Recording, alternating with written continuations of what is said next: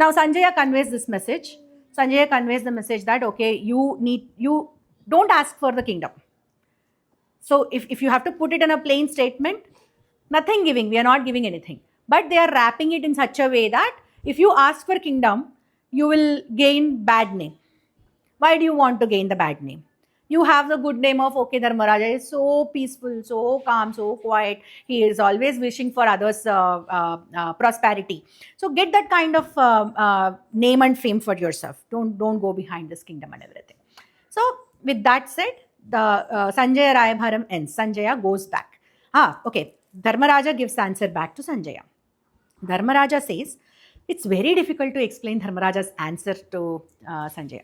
Dharmaraja says, give this answer to the king in the presence of Bhishma, Vidura and Dronacharya.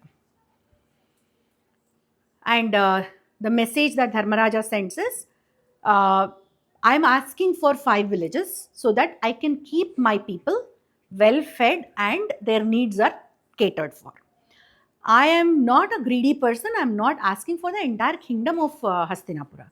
If you look at it, if you look at the facts, my father, Panduraju, is the one who has acquired this entire kingdom. He has waged so many wars with so many people and acquired so much of kingdom. And he has put everything at your feet. And on my part, I have conducted Rajasuya Yaga and we have gone on 4 directions and won over so many kingdoms and then added to whatever my father had already earned.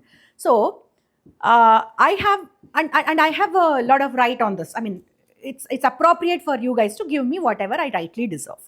So this is the message precisely Dharmaraja sends back with Sanjaya. Why does he want Sanjaya to convey this message in presence of Bhishma and Vidura and everybody? Yeah. Because they know what Dharma is, and maybe they can try to convince Dhritarashtra and Duryodhana. Mm-hmm. Can you?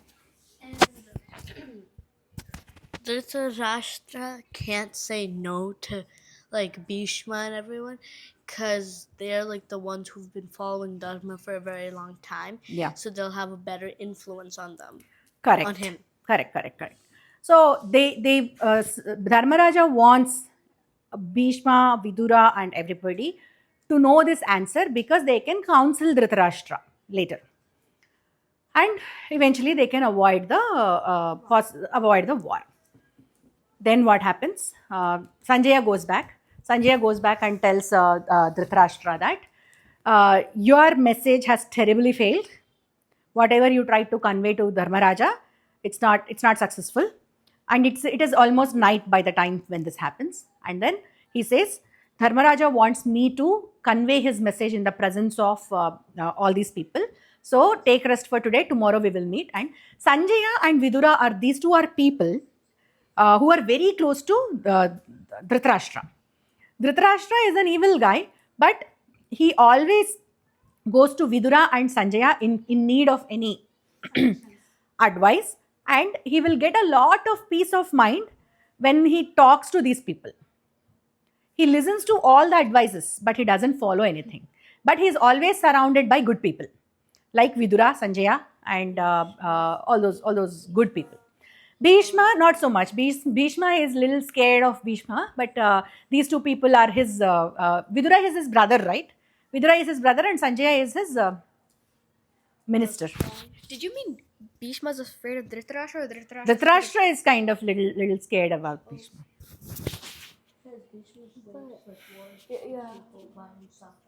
Okay. Now, that night, Dhritarashtra cannot sleep. Dhritarashtra is worried. His body is like burning with anxiety, and he's very, very tensed up. Then he sends a word for Vidura. And then Vidura, and he asks an advice from Vidura. Vidura, what do you think would have been the message from Dharmaraja? And what do you think will happen? What do you think is the right thing to do?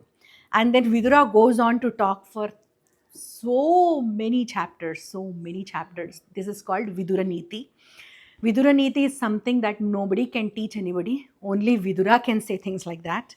I am a minuscule, I'm like an insect in front of that level of philosophy. I'm not really going to go into the details of what Vidura told Dhritarashtra, because I'm not capable. I'm not at that level. The essence of what Vidura says is, whatever you are trying to do is a nasty thing. If you change your ways now, your sons will live. Otherwise, you will lose all of your sons. All of your 100 sons will be lost. And when the Duryodhana was born, I gave you a suggestion to abandon this one child, and all of your rest of 99 kids will be safe. But you did not listen to me. And that has brought into this stage right now. So, if you don't change your ways, if your sons don't change their ways, this entire Kuru dynasty is going to perish.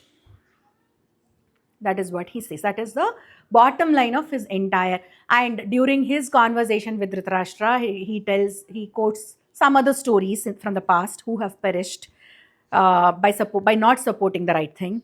And he talks about, oh my God, he talks about so many things. I can't even tell you. I can't even recount. So it was about 30 to 40 pages of dialogues for Vidura. And then you will not understand like this. Even if I tell you something, you're not going to listen to me. Then he says you need to listen. He asks a specific question. Dhritarashtra asks a specific question, and Vidura says, I am not a right person to give you knowledge about this.